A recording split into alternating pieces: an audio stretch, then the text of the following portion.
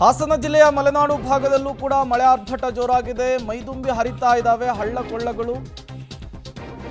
ಬಹುತೇಕ ಭಾಗಗಳಲ್ಲಿ ಮೋಡ ಕವಿದ ವಾತಾವರಣ ಕೂಡ ಈಗ ಸೃಷ್ಟಿಯಾಗಿರುವಂಥದ್ದು.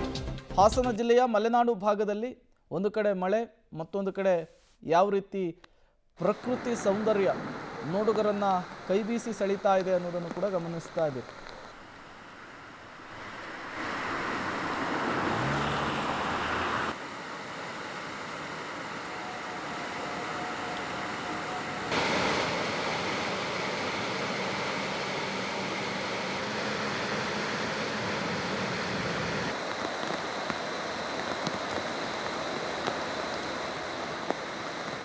ನಾನು ಬೆಂಗಳೂರಿಂದ ಬಂದಿದ್ದಾರೆ. ಇಲ್ಲಿ ಧರ್ಮಸ್ಥಳ ಹೋಗ್ತಾ ಇದ್ದೀನಿ. ರಸ್ತೆಯಲ್ಲಿ ಈ ಮಳೆ ಸೀಸನ್ ಅಂದರೆ ತುಂಬ ಜಾಸ್ತಿ ಫಾಲ್ ಎಲ್ಲ ಸ್ಟಾರ್ಟ್ ಆಗೋಯ್ತು. ತುಂಬ ಚೆನ್ನಾಗಿ ಕಾಣ್ತದೆ, ನೇಚರ್ ಸೂಪರ್ ಕಾಣ್ತದೆ ಇಲ್ಲಿ. ರೈನಿ ಸೀಸನ್ ಅಂದರೆ ಒಳ್ಳೆ ಇರೋದು.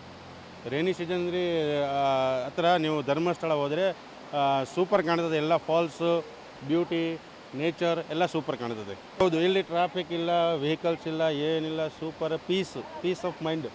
इल्ले बंदरे स्वल्प बेंगलोर से आ रहे हैं हम. सुपर वेदर, रेन सीजन अच्छा है, सब कुछ अच्छा है. और हमारा लक है कि रेन आ गया, वाटरफॉल भी अच्छा है, वेदर भी सुपर है. बहुत एंजॉय कर रहे हैं. उधर वो ट्रैफिक वो सब होता है, इधर फ्रेश एयर, सब फ्रेश रहता है.